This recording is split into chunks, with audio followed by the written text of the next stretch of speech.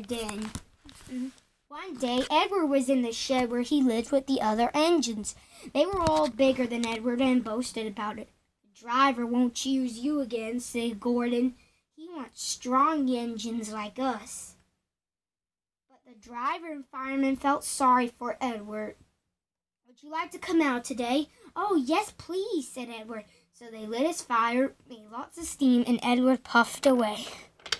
Boop, boop. The other engines were very cross of being left behind.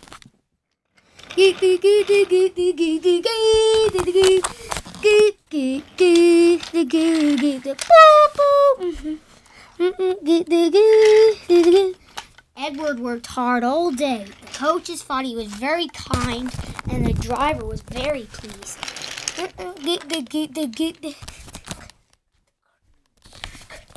I'm going out again tomorrow, Edward told the other engines that night. What do you think of that? But he didn't hear what they thought, and he was so tired and happy that he fell asleep at once.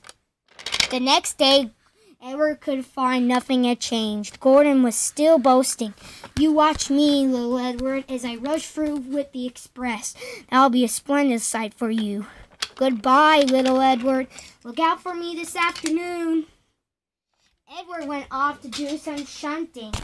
He liked shunting. It was fun playing with trucks. He would come up quietly and give them a push.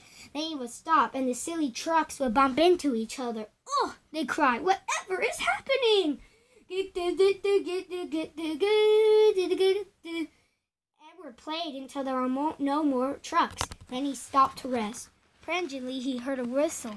Gordon was very cross, and instead of nice, shiny coaches, he was pulling a very dirty gooch train. A gooch train, a gooch train, a gooch train, he grumbled.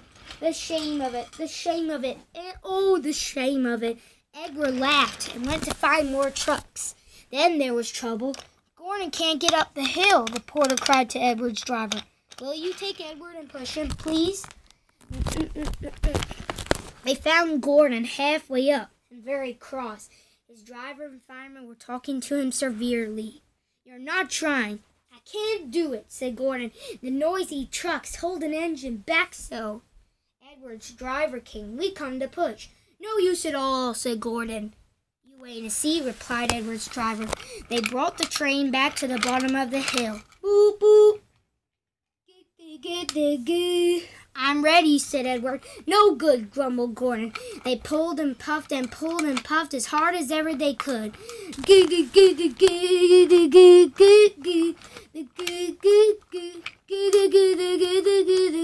I can't do it. I can't do it. I can't do it, puffed Gordon. I will do it. I will do it. I will do it, puffed Edward. Edward puffed and puffed and puffed and pushed as hard as ever he could.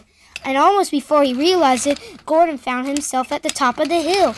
I done it! I done it! I done it, he said proudly. He forgot all about Edward and didn't even say thank you.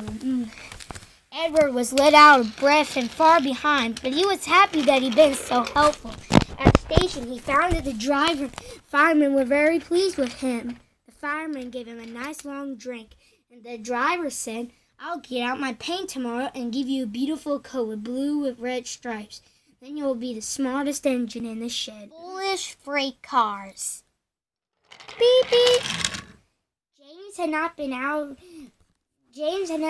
been out for pushing freight cars for several days. He was feeling miserable. Oh dear, he thought. I wonder how long I should have to stay in the shed. Will everyone ever see my red coat again? Why did I go so fast that I made a hole in one of my coaches that had to be mended with all things a passenger's boot lace? At last Sir Topham had arrived.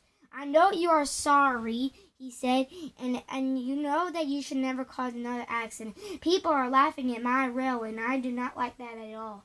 And I want you to pull freight cars. James was delighted and puffed away. Here's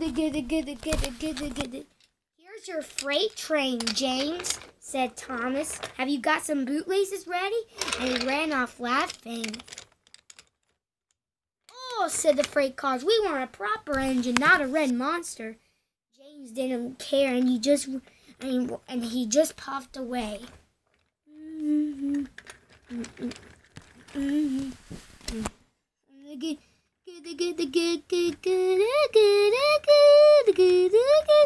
James was going well so far, but then sometimes freight cars hold on their brakes, but James still kept moving on. Sometimes their wheels were wet, and sometimes their axles would run hot, and James had to keep moving and stopping until he got to keep. Give up, said the freight cars. You can't pull us. You can't, he said. I can and I will, and I can and I will, puffed James. And he slowly and surely pulled the freight cars up the hill. Oh, said James, will the top ever come? And then suddenly it all came easier.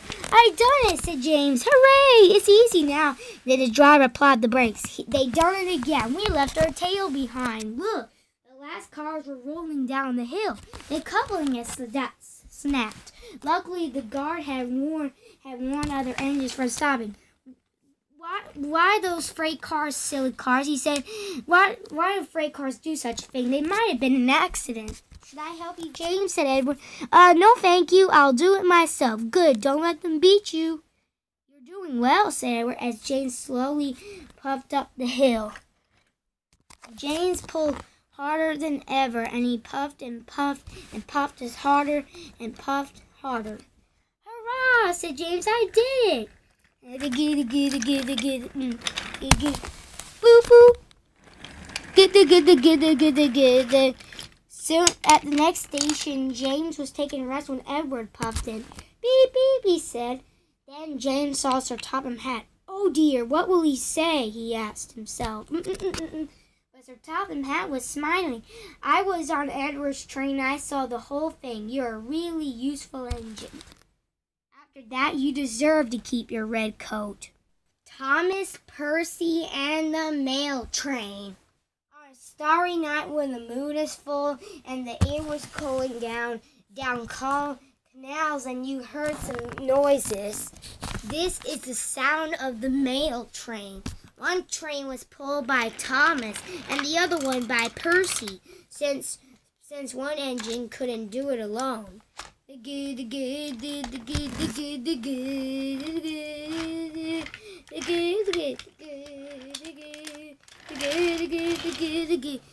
mail train comes by the harbor by the sea, and the engines puff along to deliver their mails right on time.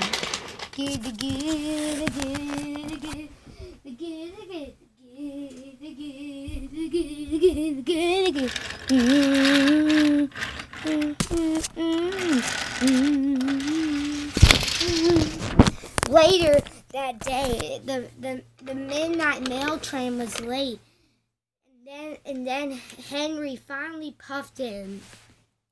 I'm sorry, there was delay at the docks and I couldn't do it in time. Ha, said Percy, right on time.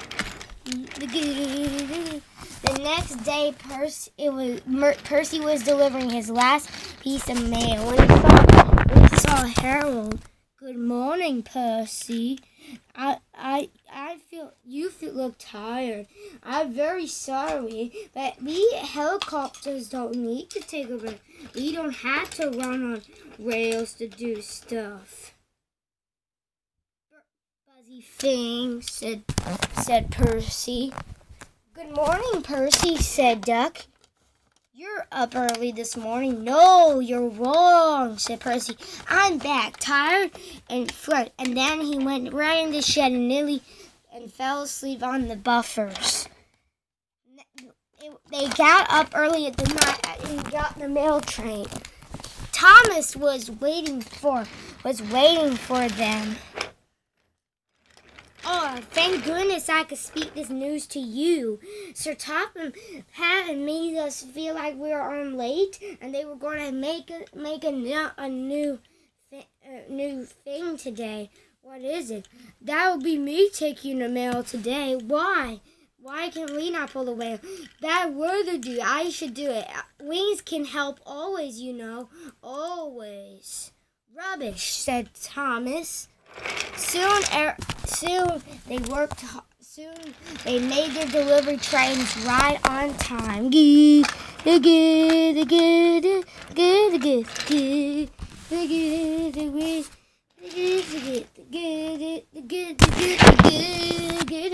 Later, Percy was puffing down the line when he saw Harold. "Hello, Whirly Bing.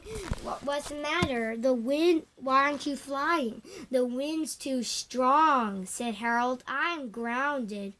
"You need rails," said Percy. "Rails can help always, you know. Always." Later, Thomas was about to go home when he saw a cold man sitting there.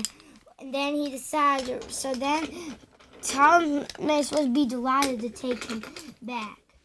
The man was happy, and then he jumped in the cab.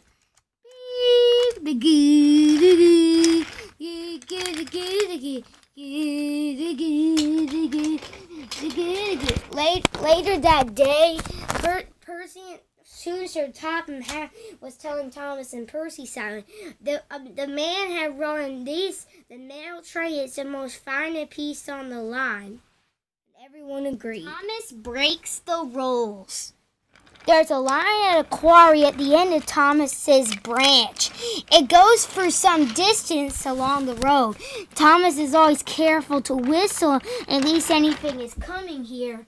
Beep, beep, beep. Then a policeman was saying on the line. Thomas liked policemen. He'd been a good friend with the policeman that retired. "Beep, beep," said Thomas. "Good morning." Thomas thought the new officer would be friendly too, but it turns out he was not. He was red in the face and very cross. "Disgraceful," he said. "I didn't sleep a wink last night. It was so quiet. Now engines suddenly be coming right behind me."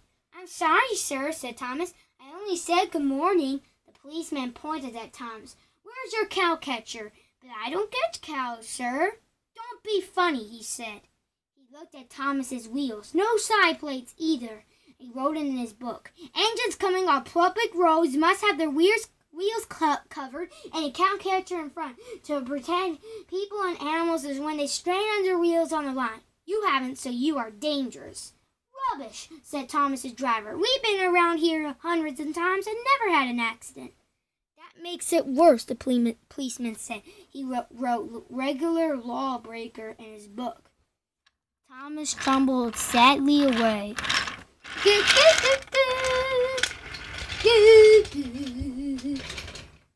Topham Hatt was enjoying some porridge when the foreman came. "Excuse me, sir, you wanted on the telephone."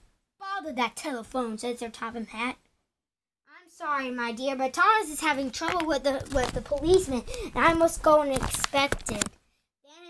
Then Thomas's driver told everything what the policeman said. "Dangerous indeed," said Sir Topham Hatt. "We'll see about that." Sir Topham Hatt spoke to the policeman. However hard he tried, it was no good. "The law is the law," he said, "and we can't change it." Sir Topham Hatt felt exhausted. "I'm sorry, driver. There's no use arguing with the policeman. We'll have to make those cow-catcher things for Thomas, I suppose." "Everyone will laugh, sir. They'll say I look like a tramp." Sir Topham Hatt stared. Then he laughed. "Well done, Thomas. Why did I think of it before? We need a tram engine. When I was on my holiday, I made a nice new engine called Toby. He takes cars from the yard, and he makes sure he be really useful. He has cow catchers and side plates. I'll make him come at once." A few days later, Toby arrived. "That's a good engine," he said. "I see you brought your coach, Henrietta. You don't mind, do you, sir? The station master wanted to use her as a hen house, and that will never do." "No, indeed," says Sir Topham Hatt. "We cannot allow that."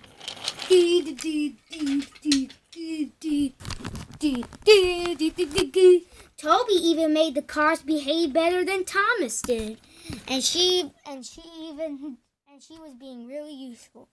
Ding-a-ling-ding, ding-a-ling-ding. The good, the good, the good. At first, Thomas was jealous, but he was happy when Toby rang his bell and friend the policeman. They've been firm friends ever since. Down a mine. One day, Thomas was waiting at the junction when Gordon popped in with some freight cars. Remarked Thomas. What a funny smell. Can you smell a smell? I can't smell a smell, said Annie. A funny, musty sort of smell. No one noticed it until you did, grunted Gordon. It must be yours. Not long ago, he had fallen into a dirty ditch. Thomas enjoyed teasing him about it. Annie, Clarabelle, do you know what I think it is? It's ditch water. Before Gordon could answer, Thomas puffed away. Annie and Clarabelle were dreadfully shocked. He's very rude. I feel quite ashamed. He's dreadfully rude. And to Thomas they said, you mustn't be rude. You make us ashamed. But Thomas didn't hear a bit. That was funny, said Thomas. Annie and Clarabelle were dreadfully shocked. They had news for Gordon, the big engine. Next, Thomas went off to a mine for some cars. Long ago, miners digging for lead had made tunnels under the ground. Their roots are strong enough to hold up cars, but not the weight in engines. A large announcement warns them not to enter this area. Danger! Engines must not pass this board. Silly old board, said Thomas. He often tried to pass it, but never succeeded. But this morning he made a plan. The fireman went to throw the switch. Now for my plan, said Thomas, bumping the cars fiercely. He jerked his driver off the footplate and followed him into the siding. Come back, yelled his driver. Firing smoke, said Thomas. I'm sunk. And he was. Oh dear, thought Thomas, I am a silly engine. And a very naughty one, too. I saw you. Please get me out. I won't do it again. I'm not sure. We can't lift you out with a crane. The ground's not firm enough. Let me see. I wonder if Gordon could pull you out. Yes, sir, said Thomas, but he didn't want to meet Gordon just yet. Down a mine, is he? Laughed Gordon. What a joke! Get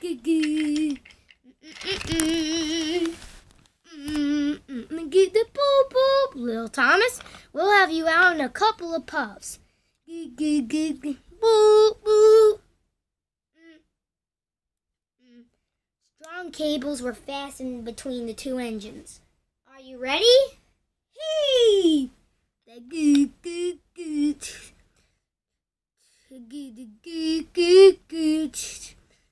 It was a lot harder than they all thought. At last, Thomas was free.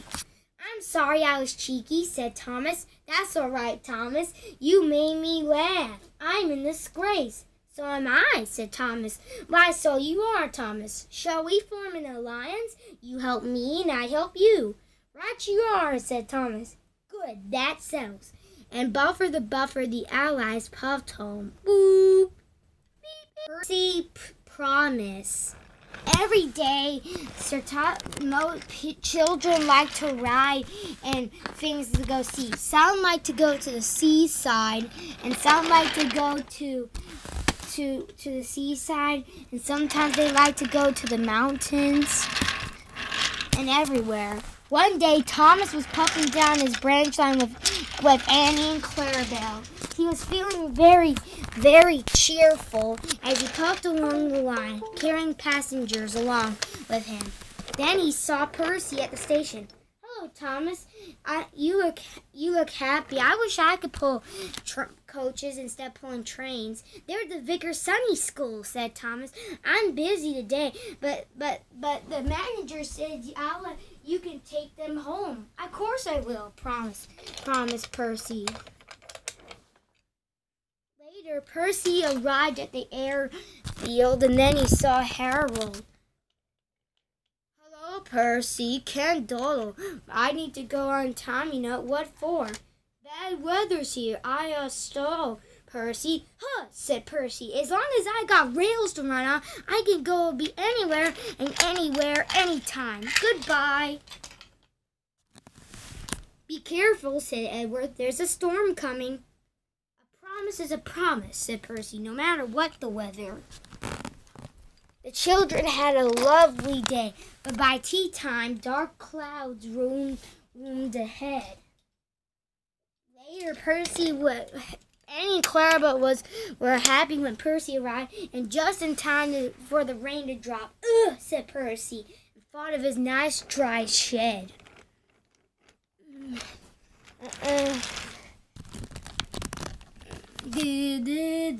The rain battled against his wheels.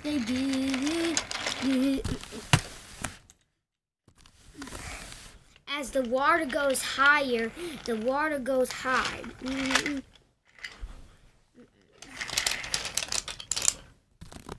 I wish I could see, said Percy as he battled against the rain. More trouble lay ahead. Shh! Oh, said Percy, the water is sloshing my fire. That Percy's driver fireman need to find more wood. I have some of your sulphurs, please, he asked the conductor. I only swept the floor this morning, grumbled the conductor, but he still helped. Soon Percy's fire was in burning light. He felt warm and comfortable again. Then he saw Harold. Oh dear, thought Percy. Harold's come to laugh at me. Boo! Something strange found on Percy's boulder. Ow! said Percy. He needed to throw things. It's a parachute, laughed his driver. Harold's dropped hot drinks for us. Thank you, Harold, said Percy. Good to be at service, replied Harold, and he buzzed away. The water lapped Percy's wheels. Percy was losing steam again, but he puffed bravely on. I promise, he panted. I promised. He made one more effort, but at last, tired but triumphant, he reached the station. Well done, Percy, said Thomas. You kept your promise, despite everything. Sir Topham had arrived on Harold. Well done, Percy, he said. You are both really useful engines. Harold say he's good at some things gooder than you are, but not at being a submarine. I don't know what you do get in sometimes, but I do know you're a really useful engine. Oh, sir, said Percy happily. In the shed. Sir Topham was staying in his office when the porter came in. There's trouble in the shed, sir. Henry is sulking, there's no train, and the passengers saying what a bad railway this is. Indeed, said Sir Topham. We cannot allow that. He found Gordon, James, and Henry are sulking. Come along, Henry, it's time for your train. Henry's not going, he said. We won't shunt like little tank engines. That was Thomas's job. You fetch our coaches and we're to pull them. No, tender engines don't shunt. We'll see about that, said Sir Topham. No other engine on my railway is important for small jobs. And he ran off to find Edward. The yard has never been the same since Sir Topham when Thomas left to run his branch line. Edward was busy shunting. Then Sir Topham arrived. Hello, Edward. I want you to shunt coaches for the big engines. Oh, yes, sir. Please, sir. That's a nice change. Boop, boop. So Edward went and found coaches for the free engines.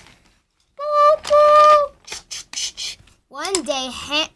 One day, Edward was feeling sad when Gordon popped by. Whoosh! Goodness me, said Sir Topham. What a loud noise. They all hish me, sir. They say tender engines don't shunt. And last night they say I have gray wheels. I don't, have I, sir? No, Edward. You have nice blue wheels, and I'm proud of you. Even so, we do need another steam engine here. He went to the workshop where there were lots of engines. At last he saw a smart little green engine with 4 wheels. That's the one, he said. If I choose you, will you be yes? Oh, yes, sir. Please, sir. Good. I'll call you Percy. Yes, sir. Thank you, sir. Then Percy went back to the yard.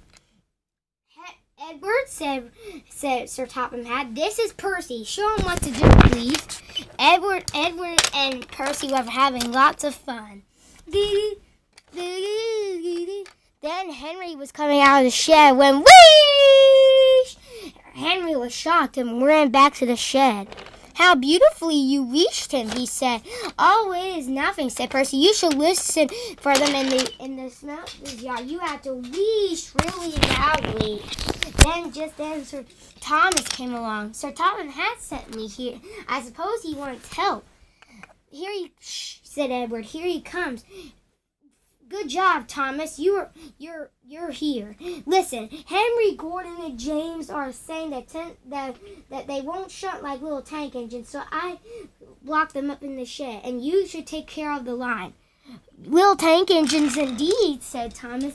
We'll show them, and Percy will help too. Oh yes, sir. Thank you, sir, said Percy. Thomas and Edward often work on the main line, and then they whistle at each other as they pass by. Thomas was anxious about Annie and Clarabelle, but Percy, his driver, and fireman promised to take good care of them. The coaches were having fun with Percy, and they knew that the three engines had learned a lesson. Henry, Gordon, and James were silent in the shed. They wished they hadn't been so naughty. Donald and Douglas. Donald and Douglas are twins and have arrived from Scotland to help Sir Topham Hatt, but only one engine has been expected. The twins meant well, but did cause confusion. Sir Topham Hatt has given them numbers, Donald 9 and Douglas 10, but he is still planning to send one engine home.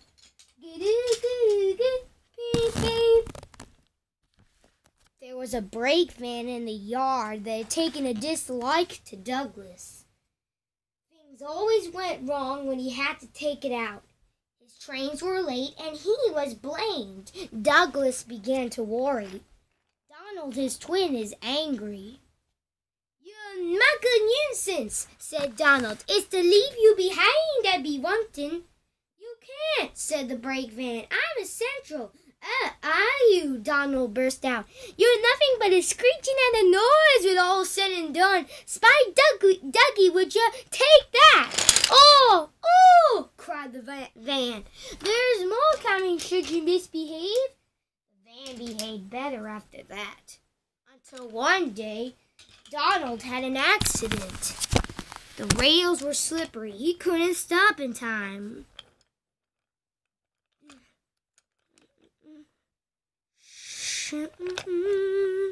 Donald wasn't hurt, but Sir Topham Hatt was most annoyed.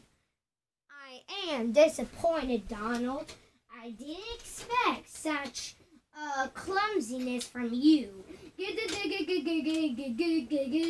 I had decided to send Douglas back and keep you." "I'm sorry, sir," said Donald. "I should think so, too. You have accepted my arrangements. Now James will have to help with the goose work while you have your tender mended." "James won't like that." Sir Topham Hatt was right. James grumbled dreadfully about extra work.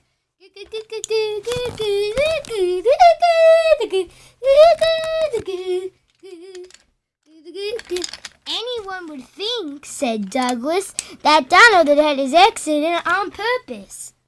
I hear a tale about an engine and some tar wagons." "Shut up," said James. "It's not funny." He didn't like to be reminded of his own accident. Well. "Surely, James, it wasn't you. You didn't say." James didn't say. He slouched sulkily away. "James is cross," whispered the spiteful brake van. "We'll try to make him even crosser still." "Hold back," whispered the freight cars to each other. James did his best, but he was exhausted when he reached Edward's station. Luckily, Douglas was there. "Hello, help me up the hill, please, panted James. These freight cars are playing tricks. We'll show them, said Douglas.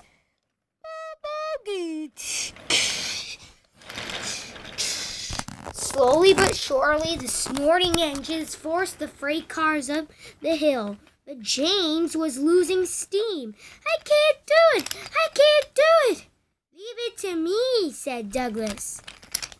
The conductor was anxious. Go steady, the van's breaking. The van was in pieces. No one had been hurt, and soon Edward came to help clear the mess. Sir Topham Hatt was on board. I might have known it would be Douglas, he said. Douglas was grand, sir, said Edward. James had no steam left, but Douglas worked hard enough for free. I heard him from my yard. 2 would have been enough, said Sir Topham Hatt. I want to be fair, Douglas, but I don't know. I really don't know. Sir Topham Hatt was making up his mind about which engine to send away, but that was another story. Bertie chased. One day, Edward was waiting at the station to pick up passengers from Thomas. Beep, beep, we're late. Where's Thomas? He doesn't usually make us wait. Oh, dear, what can the matter be? Sang the fireman. Johnny so long and never mind about Johnny, laughed the fireman. Just you climb up on the cab and look for Thomas. Can you see him? No, said the driver. There's Bertie's bus in the tearing hurry. Never mind about him, though. Likely he's on a coach tour or something. Beep, beep. Get the. Stop! I got Thomas's passengers. But it was too late. Edward was gone. Bother, said Bertie. Bother Thomas's driver and fireman not coming to work here today. Why did I promise to help the passengers catch their train? That will do, Bertie. A promise is a promise, and we must keep it. I'll catch Edward or bust, said Bertie. Oh, my wheels and rods, he said. I'll never be the same bus again. Wait, I see him. Hooray! Oh, no, Edward's at a station. No, he stopped at a crossing. Hooray! Hooray! Go it, Bertie. Go it. And then they were... Wait! They were just in time to see Edward puff away. Bother, said Edward's driver. Bother, said Bertie. I'm sorry. Never mind, said the passengers. After him quickly. We'll look first time lucky, you know. Do you think we can catch him at the next station, driver? We'll see, he said. Then he spoke to the station master. Bertie and the passengers waited impatiently. Yes, we'll do it this time. Hooray, hooray, said the passengers. This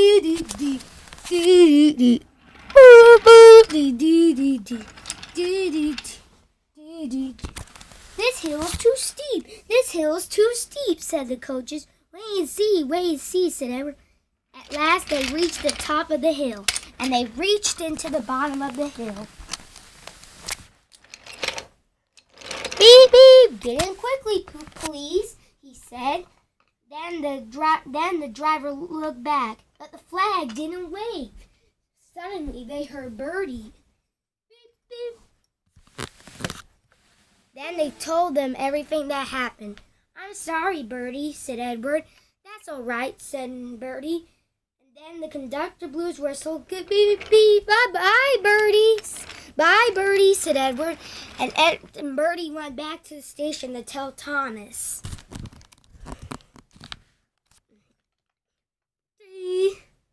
Thank you, Bertie, said Thomas. You're a very good friend indeed. Saved from scrap. So Topham Hatt's engines like working hard, but they love it when he calls them really useful. I'm going to the scrap yards today, said Edward. What? Already? You're not that old. Thomas was only teasing.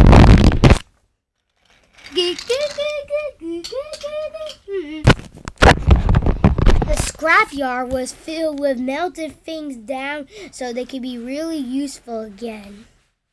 Today they were surprised waiting for Edward. "Hello," he said. "You're not broken and rusty. What are you doing here?" "I'm Trevor. They're going to break me up next week." "What a shame," said Edward. My driver says I only need some paint, polish, and oil, and I'll be as good as new. But my owner says I'm old-fashioned." Edward smiled. "People say I'm old-fashioned, but I don't care. So Topham Hatt knows I'm a really useful engine. What work did you do?" "My owner was sentenced to farm. We threshed corn, hauled logs, and did lots of other work. And the children were pleased to see us." Trevor closed his eyes. "Oh, yes, I like children." Edward puffed away sadly. "Broken up, what a shame. Broken up, what a shame," he said. "I must help Trevor. I must." He thought all of his friends who liked engines, but hopefully they wouldn't have enough room for a traction engine. Then they thought of something. Beep, beep! Why didn't I think of it before? There, sitting on the platform, was a man. "Hello, Edward," he said. "You don't look pleased today. What's the matter?" "There's a traction engine at the scrapyard, Vicar. He'll be broken up next week." "Do save him, sir. He hauls wood and gives children rides." "We'll see," said the vicar. The vicar came here on Saturday. "Trevor, we'll see if we can make you burning up in no time." Soon, Trevor was burning up in no time. And soon, he even hauled some children around the park. And then suddenly the vicar came in with a paper in his hands. "I got him cheap, Jim, cheap. Did you hear that, Trevor? The vicar saved you, and you live in the vicarage now." Trevor was happy. Now Trevor lives in the vicarage. He plows fields, and he sees Edward every day.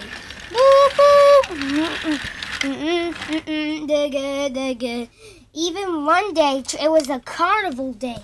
Trevor gave rides to children along the park, and they enjoyed it.